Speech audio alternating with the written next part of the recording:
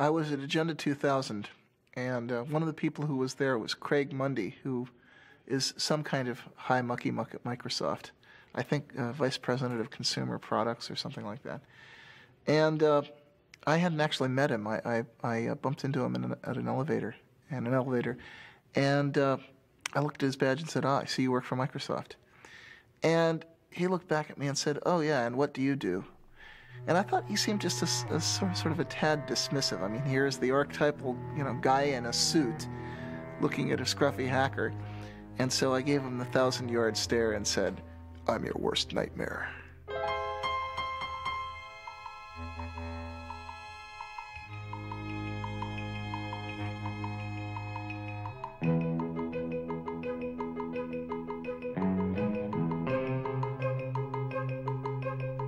For most of its short but colorful history, the computer industry has been dominated by the Windows operating system. But that could soon change, as Windows faces a strong challenge from Linux.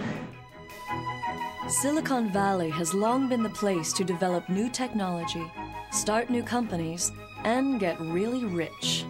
Now the Valley is the front line in a revolution fighting for that most politically incorrect of ideas, individual freedom.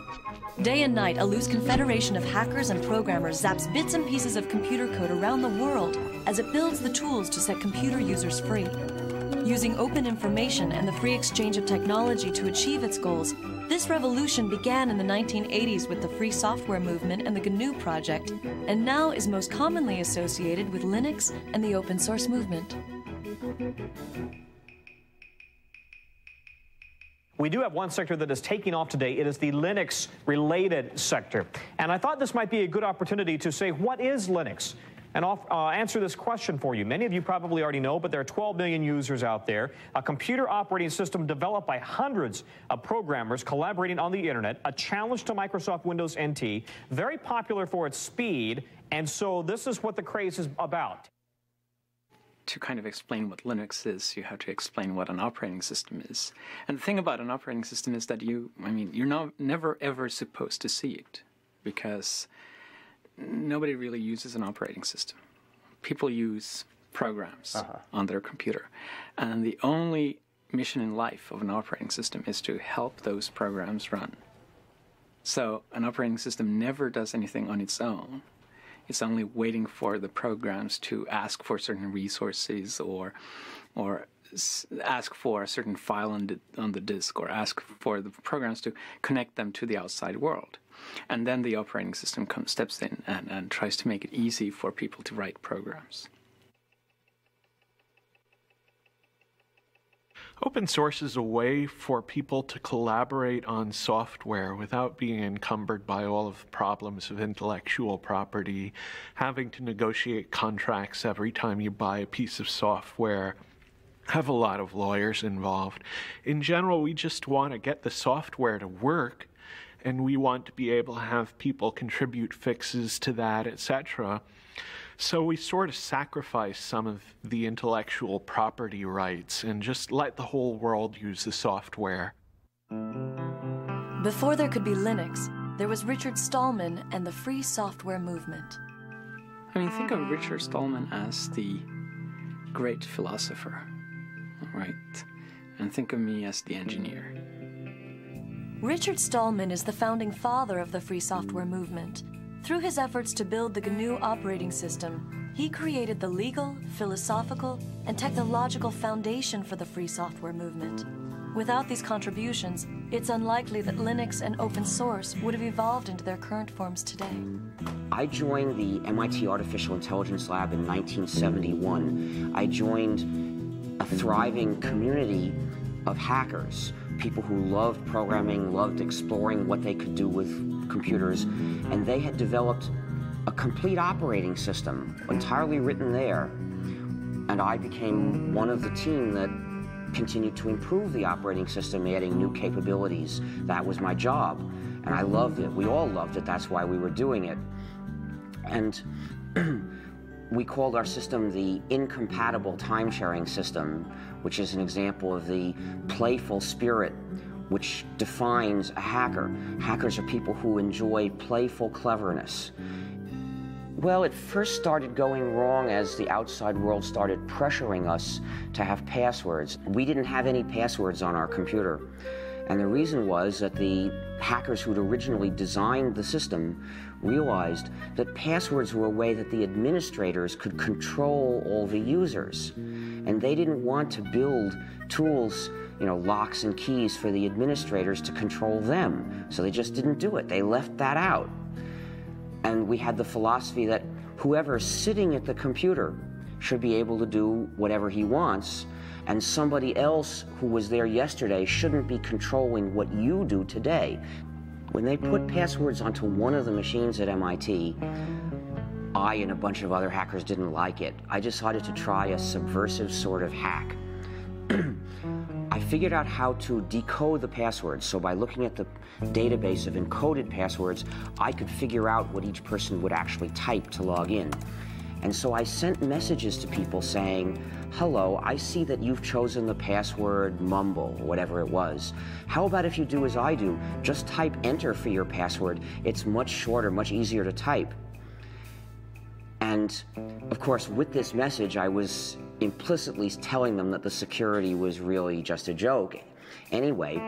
But in addition, I was letting them in on this hack. And eventually, a fifth of all the users on that computer joined me in using just enter as their passwords. Where did the ideas that led to what is now called open source, how did that begin? Who began that? Well, it actually began with the start of computers, because at that time, software was just passed around between people.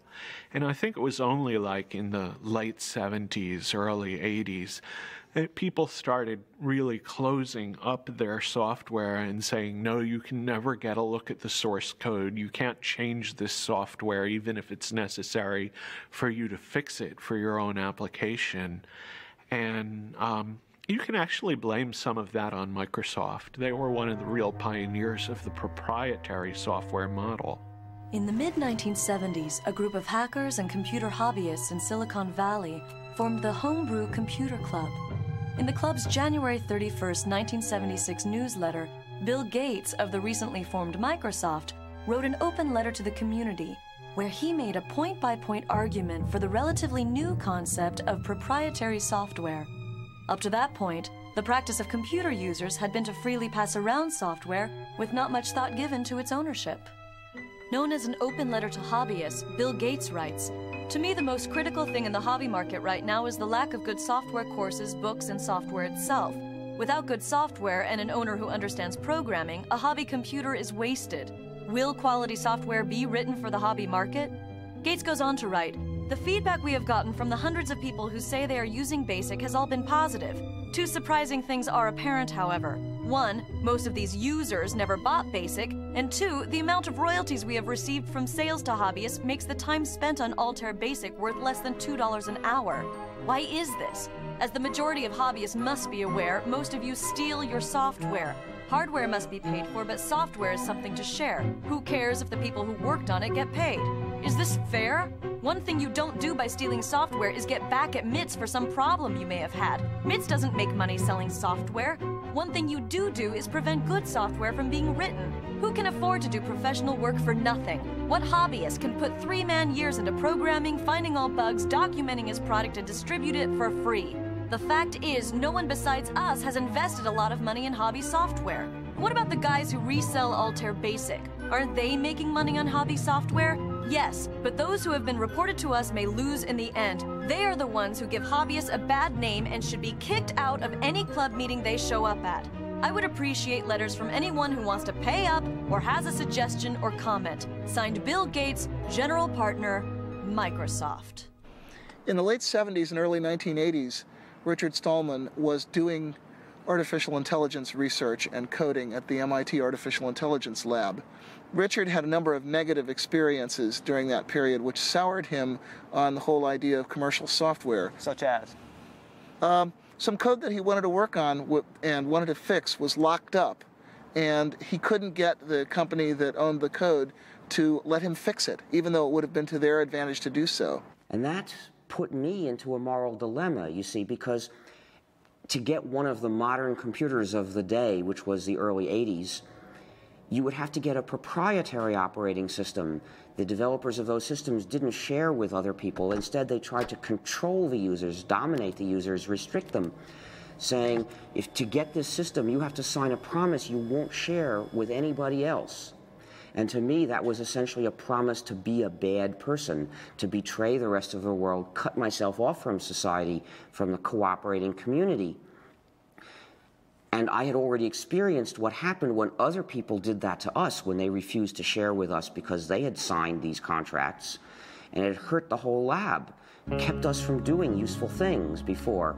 So I just wasn't going to do that. I felt, this is wrong. I am not going to live this way. And from experiences like this, he developed a profound hostility to the idea of intellectual property in software. He eventually acted this out by founding the Free Software Foundation.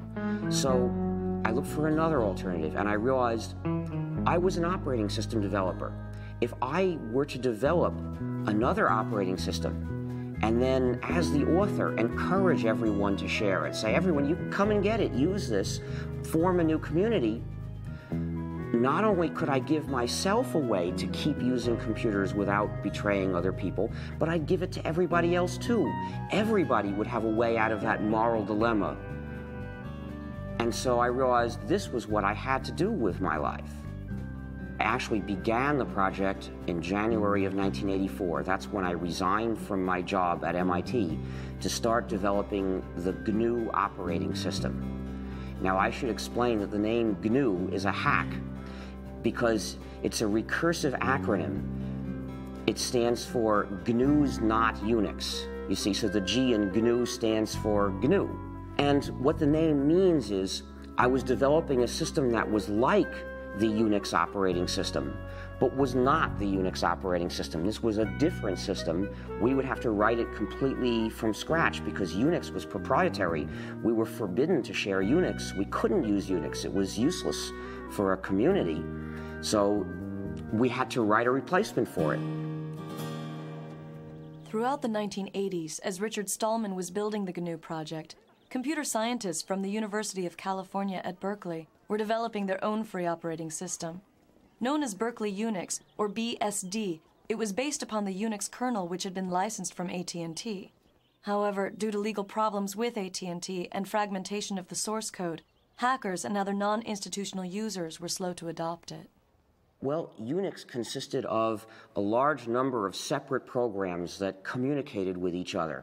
So we just had to replace these programs one by one. So what I started doing was writing a replacement for one program, and then another, and then another, and then people started joining me because I published an announcement inviting other people to join me to help write these programs. And by around 1991, we had replaced practically all of them. What were some of the programs that you... Well, we had to have a complete system, you need to have a kernel, which is the program that allocates resources to all the other programs. You need a compiler, which translates a program from readable source code that programmers can understand into numbers, mysterious numbers that the computer can actually run. You need other programs that go with the compiler to help do this job. You need a debugger, you need a text editor, you need text formatter, you need mailers, you need lots and lots of things. There are hundreds of programs in a Unix-like operating system. I saw Stallman's announcement. Actually, I met him in February of 1987. He came to give a 5-day tutorial on Emacs at our company. And during the day, he would explain new ways to think about Emacs and ways to extend and enhance it and to use the Emacs source code for better or worse. But in the evening, he was busily working on this compiler, and he had not yet released it to the public, so he was being a little bit careful about who got to see the source code. But I was very eager, and when he first announced it in June, I downloaded it immediately. I played with it. I got some pointers from him, and when I sent the source code back to him, he was very actually amazed at how quickly I was able to ramp up on his technology. Whenever we worked on something at Stanford or in the university, we would get, mostly at the time we were working off of machines from Digital Equipment or Sun, mostly Sun. Whenever we would get a Sun machine, the first thing we would do is we would spend literally days downloading GNU free software from the internet, building it and installing it on that Sun machine. The crucial thing about GNU is that it's free software.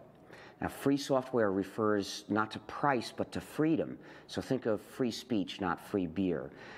The freedoms that I'm talking about are the freedoms to make changes if you want to, or hire somebody else to make changes for you if you're using the software for your business, to redistribute copies, to share with other people, and to make improvements and publish them so that other people can get the benefit of them too.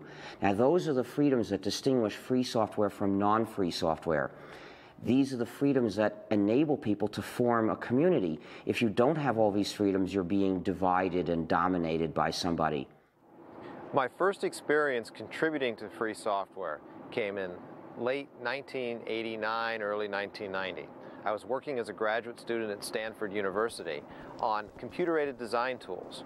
One of the pieces I needed was a tool called a parser generator. Well, the Free Software Foundation under Richard Stallman had created a great tool called Bison. I needed a tool that worked with C++. Bison worked with C. I modified Bison to create something called Bison++. And it was a tremendous feeling of empowerment to be able to take a piece of software that was available and create what you needed in a very short piece of time by modifying it. I put it back on the internet, and I was amazed at the number of people that picked it up and started using it. In fact, I remember going to job interviews. I at various times considered just going out and getting a job, and I'd gone to a job interview, and I was talking with one of the people, and I started asking them about what tools they used, and they said, gee, we use Bison++, and I said, oh, I'm the author of Bison++. Free software generally does have a copyright, it does have an owner, and it has a license. It is not public domain.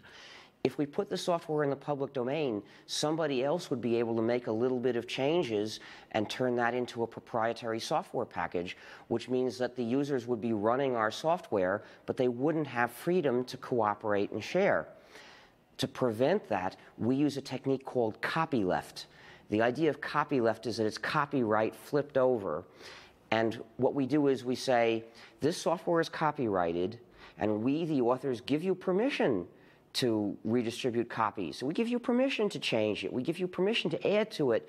But when you redistribute it, it has to be under these terms, no more and no less, so that whoever gets it from you also gets the freedom to cooperate with other people if he wants to.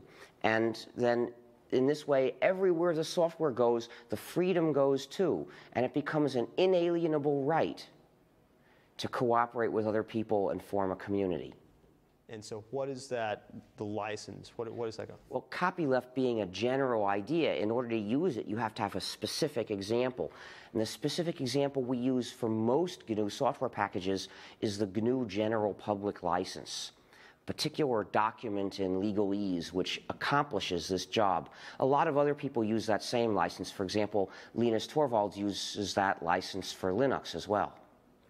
Well, the license I use is the GNU General Public License. That's the one that Richard Stallman wrote, and I think it's a really astounding contribution. It's one of the few software licenses that was written from the standpoint of the community rather than from the standpoint of protecting a company or, as is the case with the MIT and the BSD license, performing the goals of a government grant program. And the GPL is really unique in that it's not just a license, it's a whole philosophy that I think motivated the open source definition. I don't hide that a lot of what I do came from Stallman. A crucial step in the growth of GNU, Linux, and the free software movement was the creation of businesses based upon the software and philosophy. Ground zero for the beginning of the business phase was the Electronics Research Lab at Stanford University. Known as ERL, the lab was the place where the first GNU and Linux businesses found their inspiration. So right here is where ERL was. That would have been the entrance over there next to the Electrical Engineering McCullough building. So you walk in, you come in, you walk down the hallway down here, My office would have been about here, and then right across the hall from that was Michael Tieman's office. Michael Tieman took and started a company, Cygnus Software, but the idea was to sell consulting and services around the GNU free software. And, well, Michael's done very well with Cygnus. Well, I spent a lot of time working out how we were going to make money, and in the original GNU Manifesto, which is the last chapter of the GNU Emacs manual, Stallman proposed a number of different possible ways to make money. From the beginning of the free software movement, I've had the idea that there's room in it for business to be done. One of the advantages of free software is that there's a free market for any kind of service or support. So if you are using software in your business and you want good support, you have a choice of people to go to for it. You have a choice of businesses that are in the business of providing you with support. So they're going to have to, in general, give you good support, or you'll go to somebody else. With proprietary software, support is a monopoly. There's one company, typically, that has the source code, and only they can give you support. So typically, you're at the mercy of a monopoly. That's the case, for example, with Microsoft. So no wonder the support is so bad. The benefits of free software were tremendous, but the cost of supporting it internally made managers very, very nervous. And so the fundamental idea I had was, if we could build a model that could deliver 2 to 4 times the support and hand-holding capability that an internal engineer could provide, and we could do it at 1/2 to 1/4 the cost, that would meet the test of whether or not people would actually buy. And by about the fall of that year, we had all of the things worked out about who we needed on the technical team, what the terms of the sale would be, what the key price points were, and we actually received our incorporation in November of 1989. One of the most difficult things in starting our company was actually finding a name for it. I explained this to one of my friends. We were having difficulty, and he returned an email message that basically just had a bunch of words with the name GNU in it. And Cygnus was the one that looked least obnoxious and least obscene. I can say very clearly that Cygnus was the first business that specialized in free software. Cygnus supported free software, filled a very essential niche because we had this great software. You could get it for nothing, but you couldn't get support, and they made their money by charging for support. The GNU project started by building a toolkit of basic development tools such as a C compiler, a debugger, a text editor, and other necessary apparatus. And their intention was eventually to develop a kernel to sit underneath those and be the center of the operating system. By about 1990, they had successfully developed that toolkit, and it was in wide use on a great many variants of Unix, but there was still no free kernel. The kernel happened to be one of the last things we started to do, and we had started it not long before. And that's when Linus Torvalds came along. Linus or Linus? What's your preferred pronunciation? When I speak Swedish, it's Linus. When I speak Finnish, it's Linus. When I speak English, it's Linus. And I really don't care how people pronounce my name. But Linux is always Linux. He developed a kernel and got it working faster than we got ours working, and got it to work very nicely and solidly. His kernel is called Linux. The initial goal was my very personal goal, to be able to run a similar environment on my computer that I had grown used to at the university computers. And I could not find anything that suited me for that, right? So having been doing computers for all my life, basically, at that point I just decided that I'll do my own. Most of the inspiration early on came from Sun OS, which was what I was using at the university at the time. Which university? University of Helsinki in Finland. From 1991 to about 1993 was really, I guess, the infancy period of Linux. That was when it was still only alpha or beta quality. It was relatively unstable, although even then it was a good deal more stable than a lot of what are now called production operating systems. Linus used the traditional tried and true method of writing one program that does the job, and he got it to work quickly, in fact, faster than I would have thought was possible. The term for it is monolithic, which means that basically the OS itself is one entity, indivisible, while in a microkernel, the operating system kernel is actually just a collection of servers that do different things, and then they have a common protocol for doing communication between themselves. So why is it that if the GNU project had so much lead time, so to speak, doing this, why is it that he was able to kind of come in at the tail end, well, so to speak? We actually started the GNU herd not long before he started Linux. And as it happened, though, we chose a design that's a very advanced design in terms of the power it gives you, but also turns out to be very hard to debug. We decided to divide up the kernel, which traditionally had been one program, to divide it up into a lot of smaller programs that would send messages to each other asynchronously to communicate. And the problem is that that style of programming has a great deal of potential for bugs, which are often very hard to figure out because they depend on, does this program send this message before or after this one sends that message? And the result was, it took us years to get the thing to work. What is Linux's relationship to the GNU project?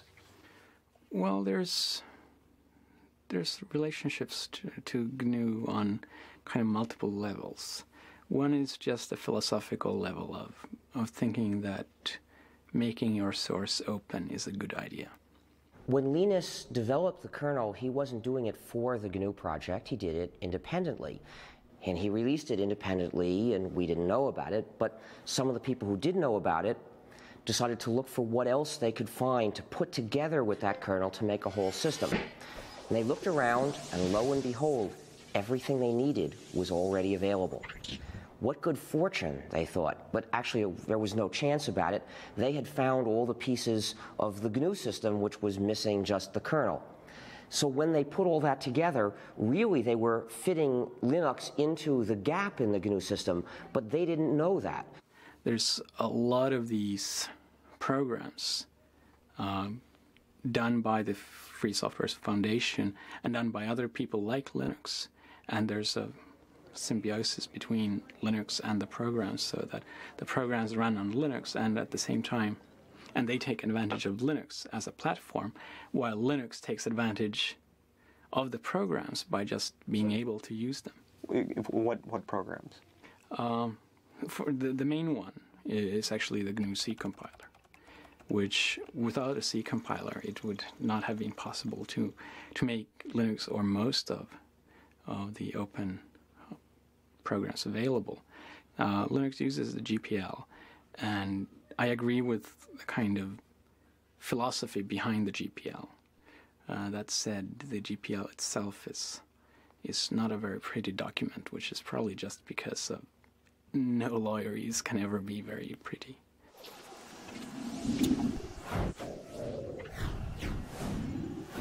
Well, I'd been playing around with Linux for actually late 92, early 93 for about a year before I decided it was to the point where it actually had everything that I needed to really replace the Sun workstation. And I was looking for a way to have a Unix workstation at home. At the time, we used Sun SPARC stations in the office at Stanford. Those machines cost us about $7,000. Now, I desperately wanted a Unix machine at home. There's always this thought you get as a graduate student, gee, if I could work at home, then I would be so much more productive. I would graduate sooner because I would finish my thesis sooner. Well, is it true? Well, you can judge, you know. Most people end up spending a lot of their time becoming more productive so that if they ever actually worked on their thesis, they'd finish it in a day. It takes a while sometimes. So I decided I wanted a Unix machine at home. And I went out there and was able to use Linux together with a PC. For about $2,000, I put together a system that was 1.5 to 2 times faster than that $7,000 Sun SPARC station. That was absolutely amazing. I had 1.5 to 2 times the speed at 1/3 to 1/4 the price. Light bulbs went off. I knew there was an opportunity here. This was a chance to really do something better than what Sun has done around open source. and Linux? I called it Linux originally as a working name, and that was just because Linus, and the X has to be there. It's Unix. I mean, it's like a law. And what happened was that I initially thought that I can't call it Linux publicly because it's just too egotistical, and that was before I had a big ego, right? They thought they were taking a whole bunch of components and putting them around Linux. So they ended up calling the whole thing a Linux system, and somehow that term caught on, and the result is there are now 10 million people using this variant of the GNU system, the GNU/Linux operating system, and most of them don't know it. Some people advocate that it be described as GNU/Linux. I mean, what's your thought on that? Is that justified, or? Well, I think it's justified, but it's justified if you actually make a GNU distribution of Linux.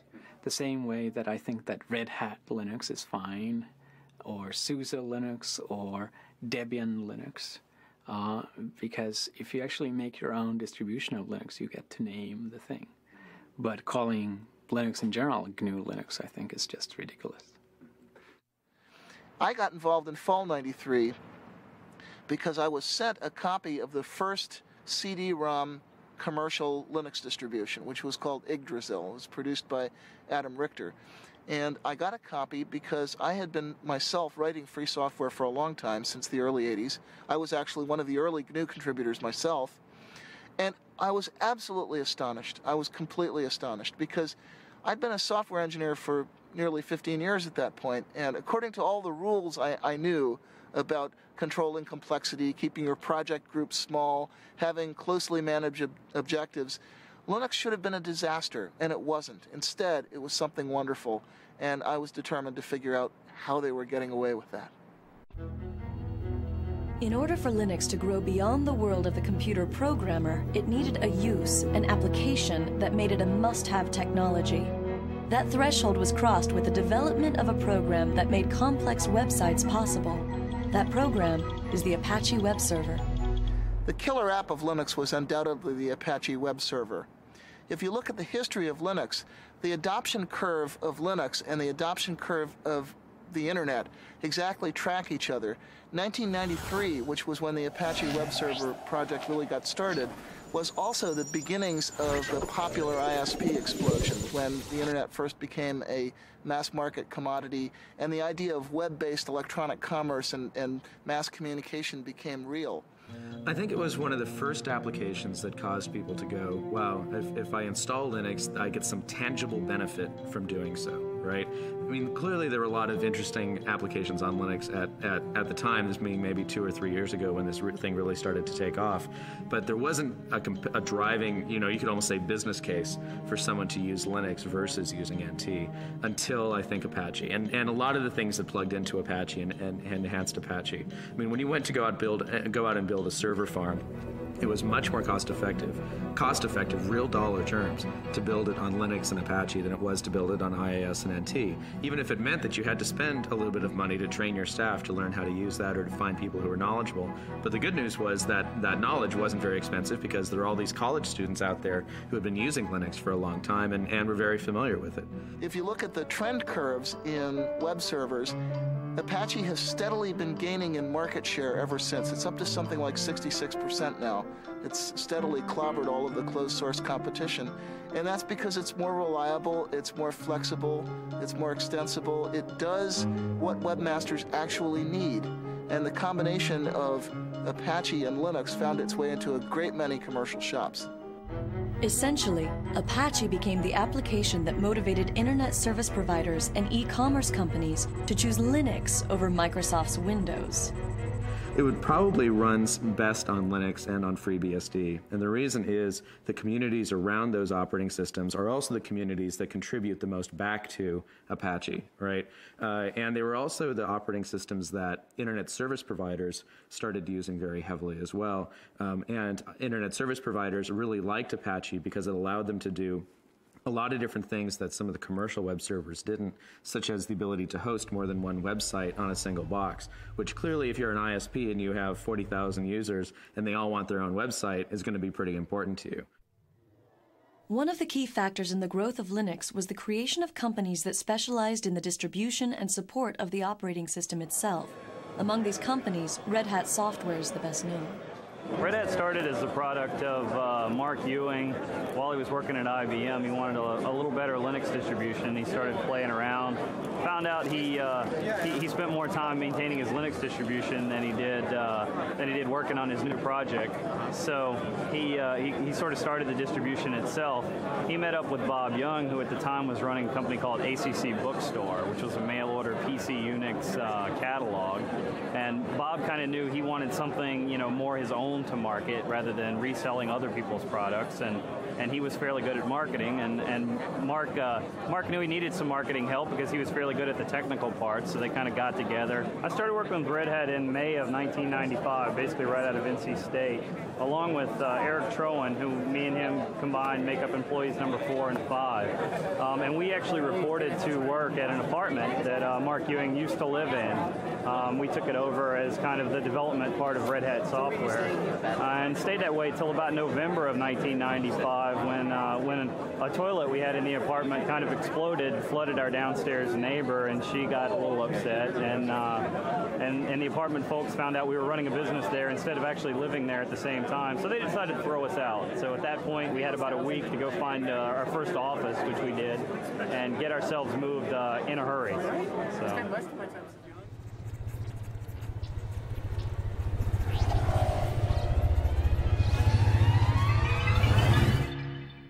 We started going in, again, 95 or so to the venture capital firms, saying, there's something happening here. There's a great business opportunity to build the next Sun for open source. Well, the venture capitalists looked at this and said, gee, you're selling systems, the software is free, this is kind of scary. We're not sure that we want to put money in. And by the way, we funded other systems companies, and it hasn't really panned out. We're scared. I came to the U.S. about 3 years ago, and the reason really was that I'd been spending like 6 or 7 years at Helsinki University and decided that it was time to see the real world and not just university life. Especially this area had a lot of the most interesting work being done. So I just decided that let's try to move halfway across the world and give this a try, and it's turned out pretty well. Do you see this as temporary or long-term? Well, we saw it as temporary at first, and I think it's certainly looking like it's turning long-term. Our youngest daughter is both a US and a Finnish citizen because she was born here, and the older one is speaking both Swedish and English, so.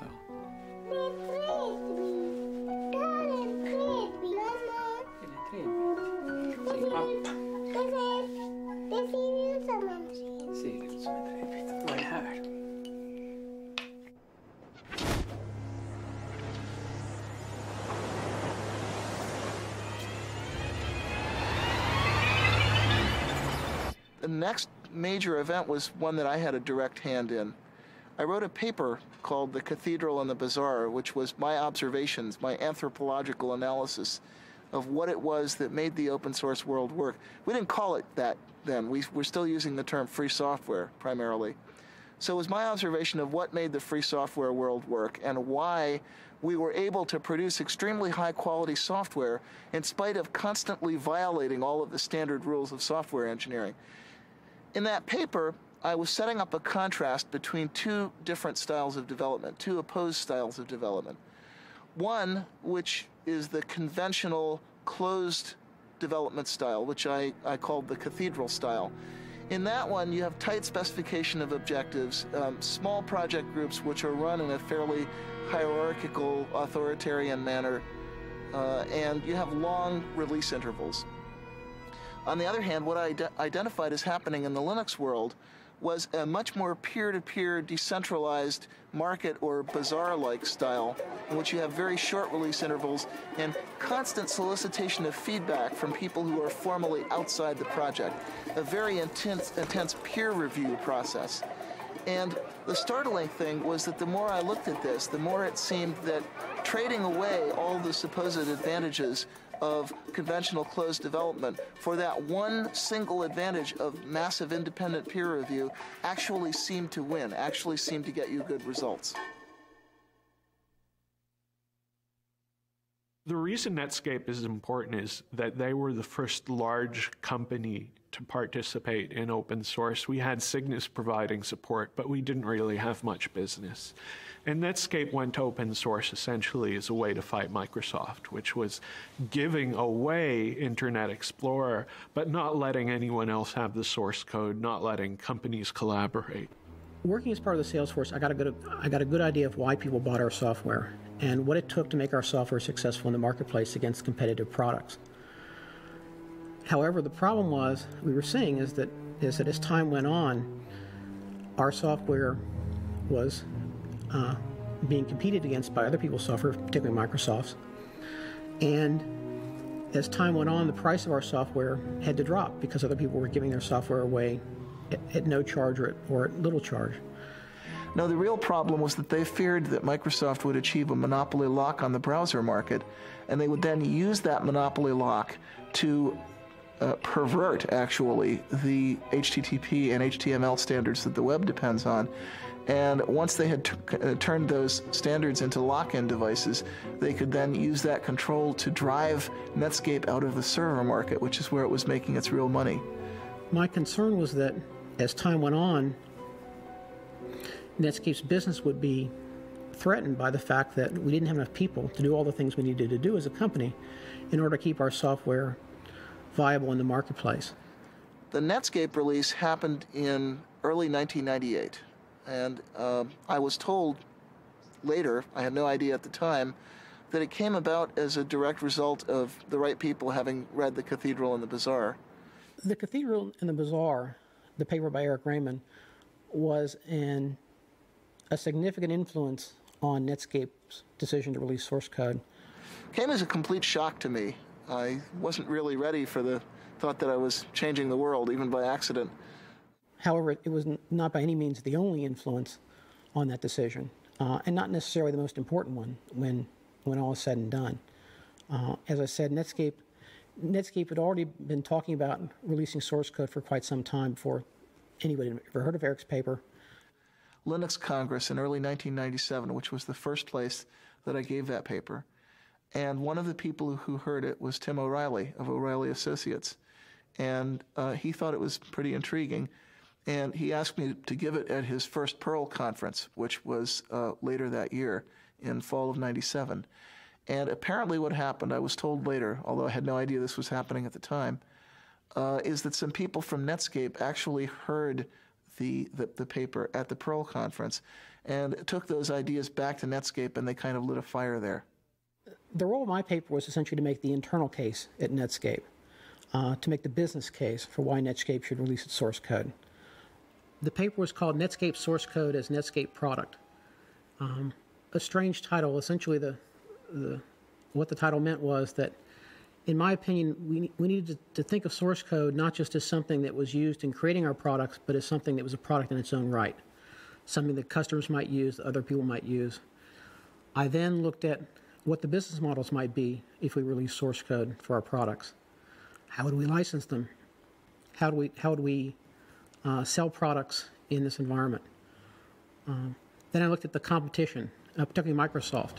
What would they be likely to do if we release source code? Was there some way they could use our source code against us?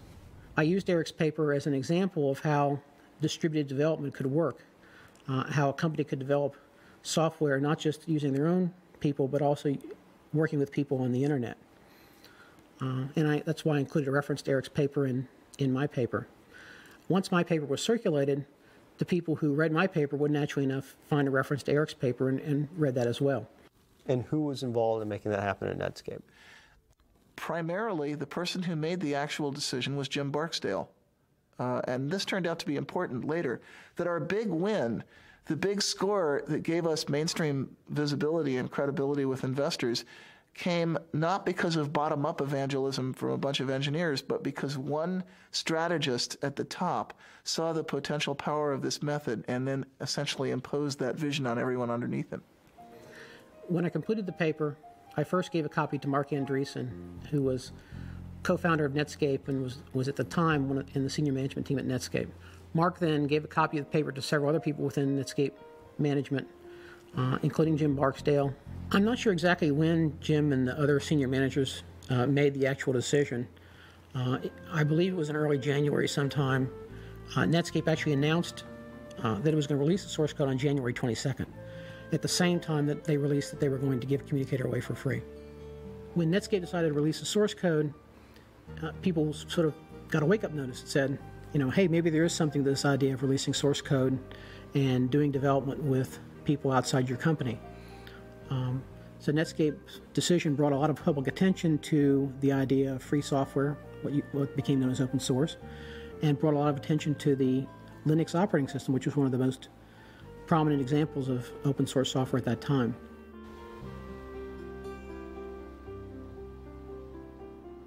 This is our first office, Mountain View, California. We moved here in early 1995. This is 4,000 square feet. It was an incredible leap of faith for us to move out and take the company to our own office.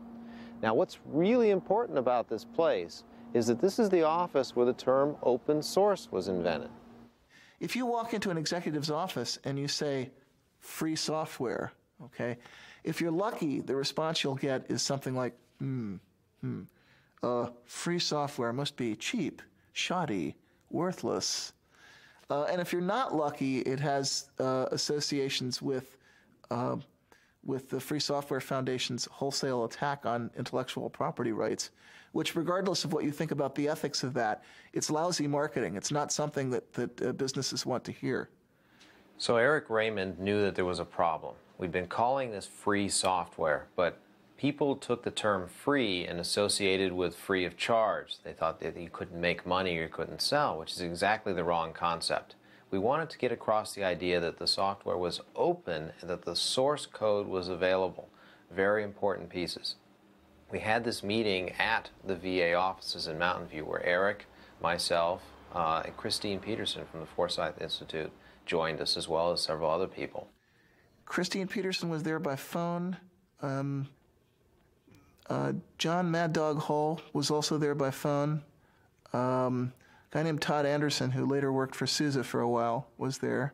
Sam Ockman, who now runs Penguin Computing, was there. He was an employee of VA at the time. Well, we came up with the concept of open source. We called Linus, in fact, and asked Linus if he liked it. He was interested. He liked it. Eventually, we came up with something that replaced free software. So that was the beginning of open source. How did you choose the words open source? Do you remember? You know, I think Christine Peterson was the person who really came up with the idea. We wanted, again, the idea that the source code was out there and it was open. There weren't many choices. Well, since the first three recipients have spoken for the open source movement, I think I should speak about the free software movement. The open source movement focuses on practical advantages that you can get by having a community of users who can cooperate on interchanging and improving software. I agree completely with the points they make about that. The reason why my views are different, why I am in the free software movement rather than the open source movement, is that I believe there's something more important at stake, that freedom to cooperate with other people, freedom to have a community is important for our quality of life. It's important for having a good society that we can live in, and that is, in my view, even more important than having powerful and reliable software. But I think some of the people in the free software camp are a little scared by the commercialization. And, you know, of course, a rebel is put off by success. I think that commercialization is very important. We want to mainstream this software. And I work with Richard Stallman, who's the gray-haired man of free software, on a regular basis. And I don't feel I have any philosophical differences. Me as author of the open source definition, and he is originator of free software as an organized thing, except for one thing. Richard wants all software to be free, and I think that free software and non-free software should coexist. That's the only difference we have. we decided early on that what we needed a definition. We needed a kind of meta license to define the term open source. And what we came up with is a document called the Open Source Definition. It's derived from the Debian Free Software Guidelines that were originally written by Bruce Perens. I'd written the original draft of that, discussed it for a month with the Debian developers. Debian is a Linux distribution, and made it their project policy. And Eric and I decided to relabel what we'd written for Debian as the open source definition, and to say open source is software that gives you a list of 9 rights, which is in the open source definition.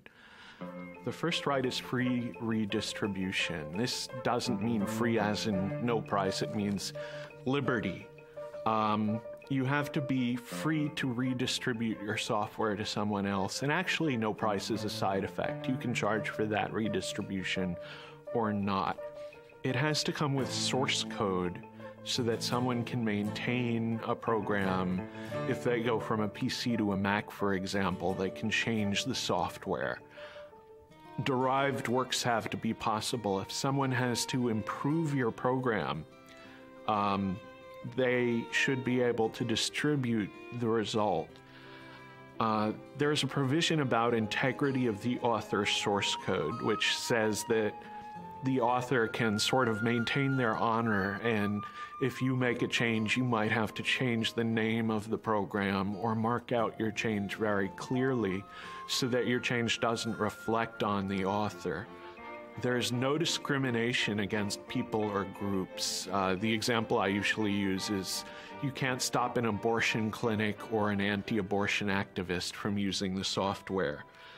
There's no discrimination against fields of endeavor, and that means the software has to be usable in a business as well as in a school.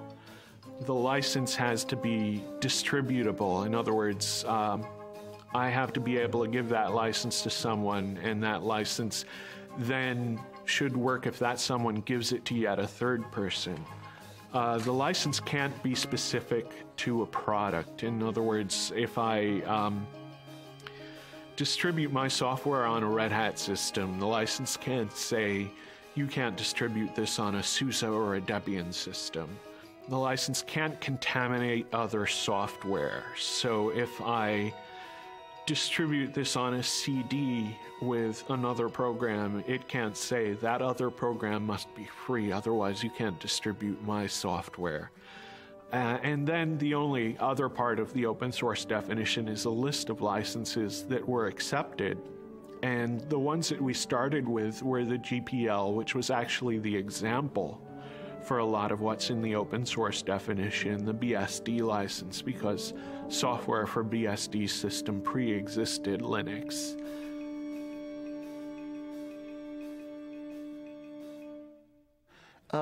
I think the next moment that I thought was really pivotal was when the database vendors flipped over, which happened about 3 months sooner than I expected it to. It actually happened in late July, early August, that we got commitments to do Tier 1 ports from Oracle and Sybase and the other key database vendors. And why was that critical? Because we knew that in order for the open source story to be credible, and especially in order for the Linux story to be credible, we'd have to get commitments from independent software vendors to do ports of their applications to these platforms. And I was actually kind of worried. I felt that we were in a window of vulnerability between the time that we announced the open source campaign and the database vendors flipped over. That was the point at which hostile action by Microsoft or other closed source software companies, that was the point at which a serious marketing blitz might actually have sunk us. But once the big database vendors flipped over, that opened the way for other ISVs. That started a snowball effect going. Every 6 months or so, I would come back to the venture capitalists and I would show them the new numbers, showing more and more people adopting Linux, the new people porting, new users, and I'd show them our customer list. And our customer list was getting much more impressive. It was people like Cisco that were beginning to appear. People like, the .com companies were starting to show up on our customer list. And eventually the venture capitalists, they kept looking at it and they kept saying, oh, we can't quite do it. Finally, Linus appeared on the cover of Fortune because there was something happening with open source. Well, at that point, the the venture capitalists couldn't ignore it. They just got sick of hearing about Linux everywhere, and they got tired of me just, showing it to them every at that point almost every week. So they decided it was time to invest, that there was something happening. Well, I announced open source to the world on the internet. I did a lot of the early administrative work of starting the open source initiative. And I think 6 months later, I was reading the words open source in the news all the time and was totally astounded. And a year later, I believe Microsoft was talking about releasing some source code.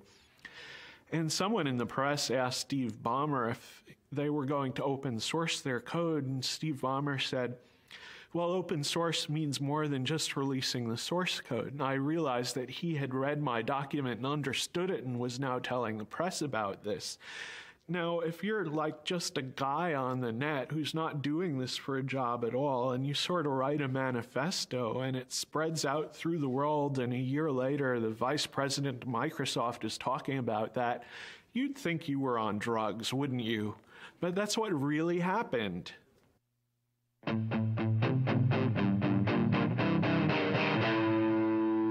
The local users groups tend to be more an issue of building a social network, especially getting people familiarized with the issues, also just acting as a kind of support network for people who do not, for example, have the ability to pay for a commercial support network. So one thing they're doing in this area, for example, is they're making these, I think it's once a month, they're having install fests, which means that people who have problems getting Linux installed on their machine or have some issue, I mean, maybe they've actually installed Linux but want to set up the network in a specific way, can actually bring in their machines to this users group meeting. And there's a lot of people there willing to help who've maybe seen that problem before.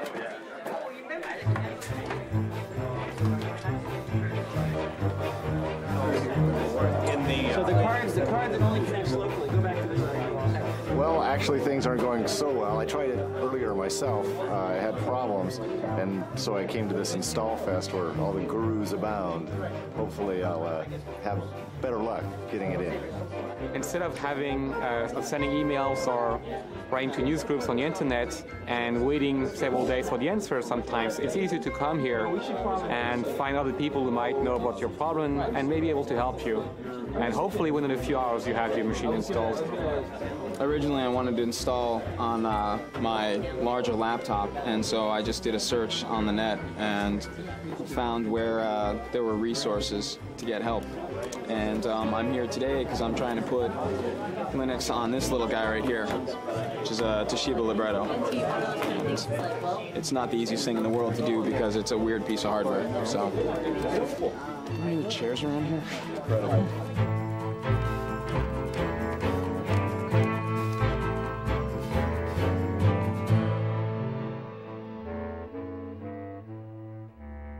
I think the Department of Justice case has made people aware of the fact that you should at least look for alternatives to Microsoft, and maybe Microsoft isn't the American dream after all. And that kind of shift in perception, you can very clearly see that people just took Microsoft for granted. And maybe they're still buying Microsoft, but at least they're kind of more aware of the issue these days. Microsoft actually used Linux as defense. They used Linux to ground a claim that they don't have a monopoly because Linux could essentially push them off their catbird seat at any time. It was a very ingenious argument, totally specious, because it didn't do anything to answer the charge that they had previously engaged in bullying and various anti-competitive practices. But it was clever of them. In an event, the judge didn't buy it. Well, ordinarily we in the Linux community are rather wary about letting Microsoft become the issue, but there was a Slashdot article about December of '98 where a fellow named Matt at the Noodle had pointed out that a gentleman in Australia had managed to receive a refund for the unused copy of Windows that came with his computer. So he declared the 19th of January, was it January? It's February, I'm sorry, the 19th of February, he declared the 19th of February Windows Refund Day, and he encouraged everyone to go to their computer manufacturers and return their unused copies of Windows as it was specified in the Windows End User License Agreement. Yeah, it's important to remember that in the license itself it says that you can receive a refund if you don't use the software, and that the manufacturer is bound by law to do this, or at least bound by contract. And we found that, you know, if you called up these manufacturers, they basically said, "It stopped bothering me, kid," and hung up on you. We didn't really want to sort of give out the location of where we were going to meet until, you know, at the very last second. So what we did is we had people meet at places that we could control in the different towns around here. So I was the San Jose marshal, and I believe, Nick, you were the San Francisco? Rick Moen and I did San Francisco. Right. Yeah. And so we had maps there, and we handed them off to everybody who was coming. Well, we actually met at a Denny's that's just outside the Foster City limits, Foster City city limits, which meant also that it was just outside the Foster City police jurisdiction, which meant that any incidents that happened at the meeting point happened in the jurisdiction of San Mateo, and if they told us to get lost, we'd say, fine, we're going to Foster City, bye. It's sort of the Dukes of Hazzard method of avoiding the cops, so. Well, actually, we marched on the other side of this building. We marched around and up onto the parking structure that's up there. And that's where Microsoft had a reception laid out for us with drinks and a big sign that said, you know, Microsoft welcomes the open source community.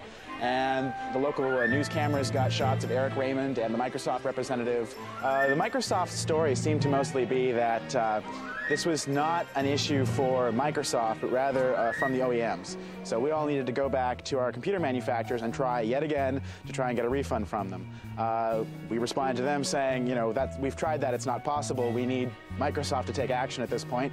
And they just repeated the tagline over and over again. You need to go to the OEMs, the manufacturers, and get your refunds there. We had about 150 people, probably about half of which had signs and such, so. Well, we ended up actually right in this courtyard here. Basically, we originally gathered outside.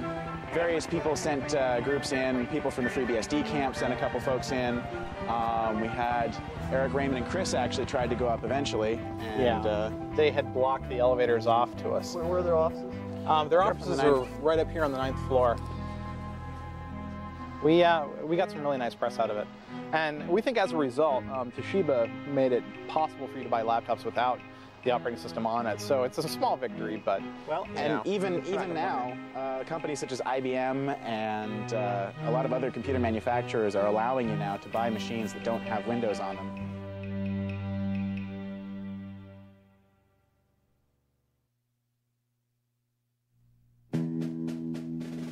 You know, when I was a kid and I went to school, the teachers were trying to teach us to share. They said if you bring some candy, you can't eat it all yourself, you've got to share it with the other kids. But now the administration says teachers should be teaching kids to say yes to licensing. If you bring some software to school, oh no, don't share it. Sharing means you're a pirate. Sharing means you'll be put in jail. That's not the way society should work. We need the goodwill, the willingness to help other people, at least when it's not too hard, because that's the basis of society. That's the fundamental resource that gives us a society instead of a dog-eat-dog jungle. So what about people that say that if you have rampant piracy, it will eliminate the profit motive, and then in the creative works, software will not be? Well, they're wrong on both counts. For one thing, people are making a profit from developing free software, but for another, the freedom to have a community is more important. People that casually look at open source free software and think, well, because you're supposed to share and do it for people's goodwill, doesn't that seem somewhat communist? What's your response? Absolute nonsense. It makes me really angry when people do that. Well, back in 1989, actually, communism would have been a compliment. The word that people were using at that time was crazy. I wanted them to use capitalism. Communism is an ideology that forces people to share. If you don't share, you get thrown in jail or killed. In 1990, we got a visit from a director of an institute in Moscow University. And actually, I saw him in Helsinki just 2 weeks ago. But in any event, he came by, and Richard Stallman had suggested that he visit Cygnus because he was interested in understanding how the free software model might apply to stimulating entrepreneurial innovation in Russia, of all places. And we had been kind of secretive about our business plan because we weren't really sure that it was going to work, and we didn't want to look too stupid if it failed. But I was very, very open with him, and the more I told him, the more he started shaking his head like this. And I finally said, what's wrong? And he said, this sounds too much like communism to be successful in Russia. You go to a gulag and end up in a mass grave with a bullet in the back of your head. Open source is not communism because it doesn't force people. Karl Marx did not invent helping your neighbor. It's not communist to have a commons. A commons existed long before communism as a philosophy of government. There are many commons in our lives. For example, we drive on the highway, something that is maintained for our common good. Actually, labeling our business model means that it misses the point a little bit. Whether it's communist or whether it's capitalist, the label doesn't matter. The real question is, how much value can you deliver? How scalable is the business? What kind of problems, what kind of rate of innovation can you sustain? And then however you want to label that is really up to you.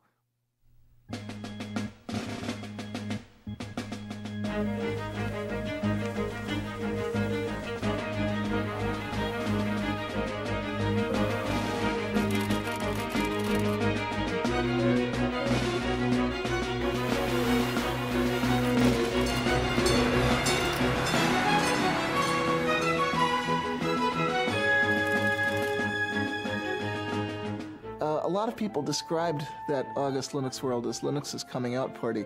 Linus Torvalds was very funny about that. He said, "What, was Linux gay?" But some people said, "Yeah, that was our debutante ball. That was when the Linux guys, the hardcore hackers, really got it together with the suits."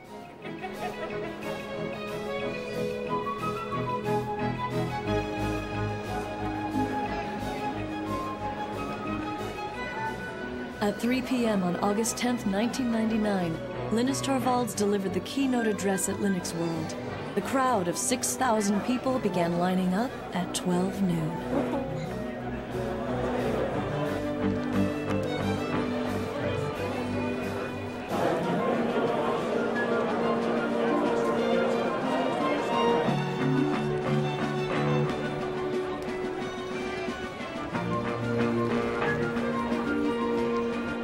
Ladies and gentlemen, please welcome Larry Augustine, Linux World Conference Chair and President and CEO of VA Linux Systems.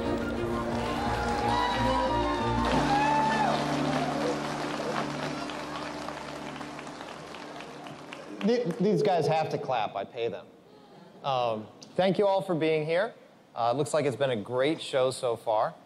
If you'll indulge me for a moment, I'm going to try and avoid the glare of the lights and just I still think there's a lot of people, even though this is the second show, I still think there's a lot of people who don't quite get what it is that's so exciting about Linux. So there's this great show going on next door, there's huge exhibits and everything, but it's the people out here that are the real contributors, not those companies. The person on next, I know you all know, so I don't have to give anything in the way of introduction.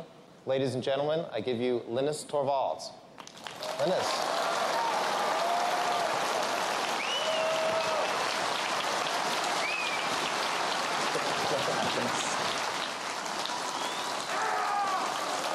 Calm down.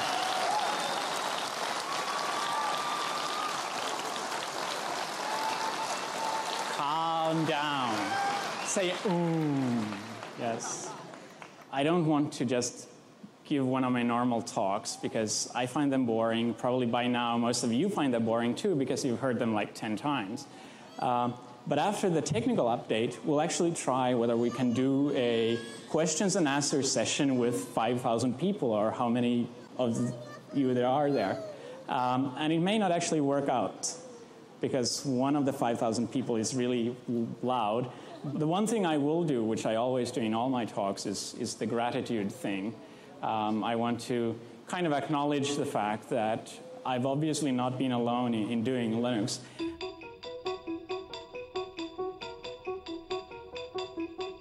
Red Hat up 228%. This is the IPO that everybody was waiting for. They, of course, are behind the Linux operating software.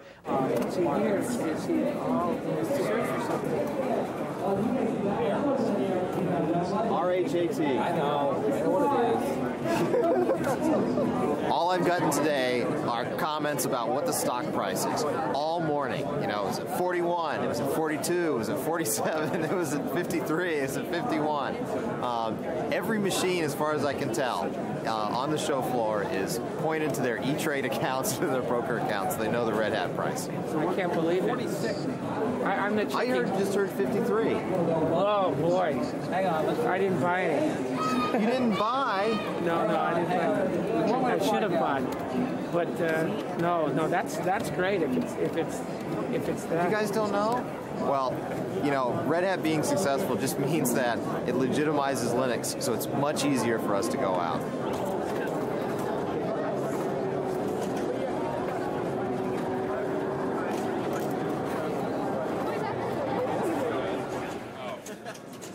Yeah, our made-for-digital homoerotic adventure kits. The government confiscated that one. Yeah. It's kind of been a little bit divided. You've got a lot of people that are pretty hardcore, and they're kind of offended by that, you know, because they've worked really hard and they're not really getting maybe their fair share out of that. Some people do get ticked, and you know the thing that you see that on a lot of mailing lists or on Slashdot. You know, you'll read, this guy is really mad because he didn't get a chance to didn't get a chance to get stock from Red Hat. He didn't get a chance to get a job from this other company, you know. But the kind of the shocking secret there is that most of the really hardcore guys, you know, they don't care so much. The guys that are kind of really down in the trenches, they're writing this code because they need this code. If we could invite Richard Stallman, who's the founder of the Free Software Association, and Tim Ney, who's the managing director. There we go. Here it is.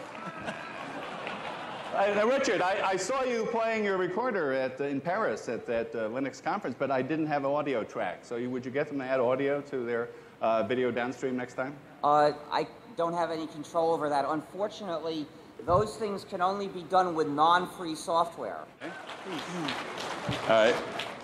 We'll give you the award. And before you say a word, we'll have Tim and yourself hold up a little representation of the contribution towards the Free Software Association. So, very ironic things have happened, but nothing to match this. Giving the Linus Torvalds Award to the Free Software Foundation is sort of like giving the Han Solo Award to the Rebel Fleet. You see, some of you may not realize how far that analogy goes. But actually, let me tell you how we got here. See, what happened is, 15 years ago, if you wanted to use a computer, the only way you could do it was with proprietary software that divides and subjugates the users. And most people a lot of people didn't like it, but they saw no alternative. But some of us were determined to make an alternative, and we said we're going to develop a free operating system, a free software operating system that will give users the chance to have freedom while they use their computers. Now, a lot of people said, well, it's a nice idea, but it's so hard, we'll never get it done, so I don't want to participate. I don't believe you can ever get it done. But luckily, not everybody said that. And clearly, we knew we would eventually get the kernel done. But as it happens, somebody else did a better kernel before we did. Now, in the old days, we had an overall strategy for calling people's attention to the importance of freedom, to the freedom that they can have or not have when they use a computer. Well, what can we do about it? As far as I can tell, the only workable way of trying to change this and make that strategy work again is to spread the word that the operating system you're using is actually the GNU system, somewhat modified, of course. And when people know this, they'll take a look at the reasons we developed this system, they'll think about these issues, and some of them will decide they agree. So I ask people, please tell people this is the GNU system. It's the combination of GNU and Linux, so we can call it GNU/Linux.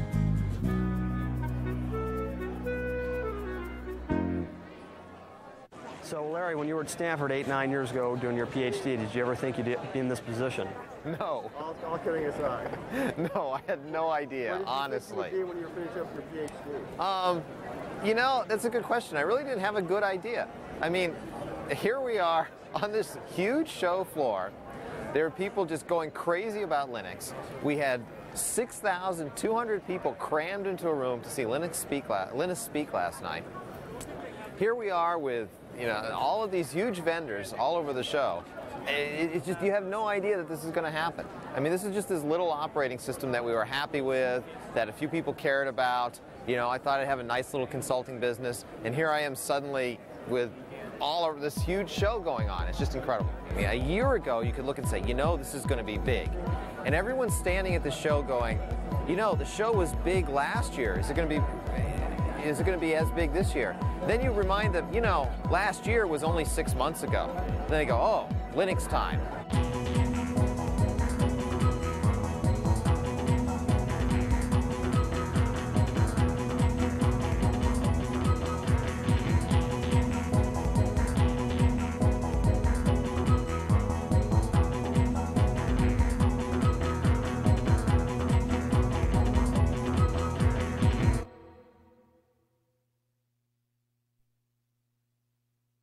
So leading up to the IPO, we had arrived actually in San Diego on Tuesday night.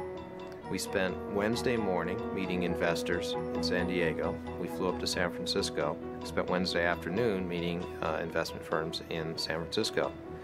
Then on the Thursday morning of the IPO is when our stock would be traded publicly. So it was nice that we had ended the tour in San Francisco, because we could go to the Credit Suisse trading desk the next morning to watch the public offering. And in San Francisco, being close enough to the company and to our families, we could invite people up to actually join us in the first trade. So I invited my wife, and we invited Linus and Tova and a number of other friends and people who worked in the company to join us. Whenever we invite Linus and Tova, they have 2 young children, and I have a daughter, Andrea, and we always bring the kids along. So we went into the Credit Suisse trading floor with all these traders, and these 3-year-old kids running around and chasing each other around the around the trading floor.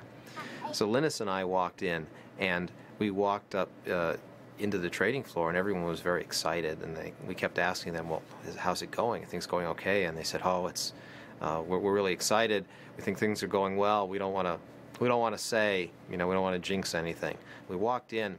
There was a big screen TV showing CNBC, and it was amazing to us, but the theme for the day was Linux. Now, we have an IPO that's going to go today, and when I mean go, it is going to go. The estimates I'm hearing are staggering, but watch VA Linux Systems. It goes at 1240 today. The symbol is LNUX, a provider of large-scale computer service and workstations specially designed for the Linux operating system. The original range on this IPO was $11 to $13, then $21 to $23, then $28 to $30, priced at $30. And the estimates I'm hearing, I don't want to repeat because I don't have a confirmation, but if they're true, they will blow your mind when this stock takes off at 1240.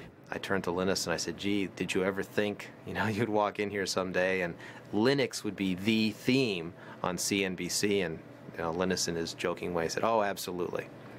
So we walk in and they show us the buy and sell orders coming in, and it's incredible. We're seeing numbers like $320, $340 a share, and I'm just in complete shock.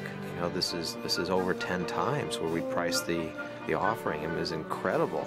And I remember Linus just kind of sort of patting me on the back and saying, just, you know, relax. And it was pretty exciting to see that. And it was just amazing. We were stunned.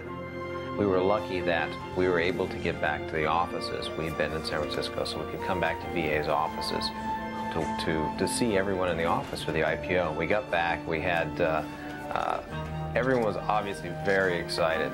The IPO had done just tremendously well. We had a little party that we put together. It was interesting. While we were celebrating, though, there were plenty of people that were still trying to work. I recall cries of, "Be quiet, we're on the phone, we're working," as we went into the offices. One of the things I did was I gave the roadshow presentation for the employees back at the office so they could have an idea of what we'd been telling investors and understand exactly what we'd put together for them. But again, the story of the day is VA Linux now up 766% to $235 to $265. Sue, the best performing IPO ever. Here it goes. Sycamore Networks was priced at $38, surged to $270. This has just beat it. And by the way, so how do you feel about potentially billions of dollars of wealth being created from your creation, but you're not necessarily directly cashing out? So if I hadn't made Linux available, I mean, I wouldn't have gotten any money that way either. So I mean, it's a win-win situation. Just the fact that there are a lot of commercial companies means that there are a lot of Linux people who used to work on Linux kind of on the side. And now they get paid for doing what they wanted to do. And that helps me in the sense that I wanted them to work on Linux anyway.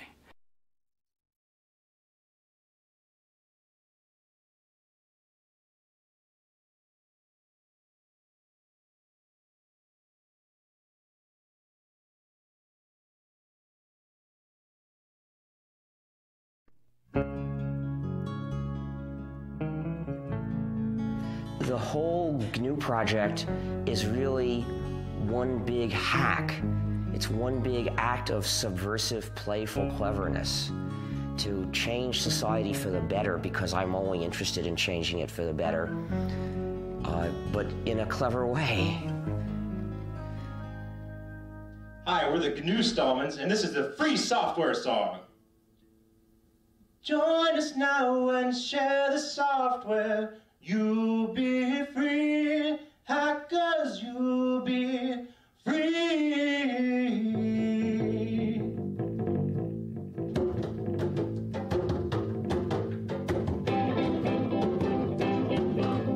Others may get piles of money, that is true. Hackers, that is true.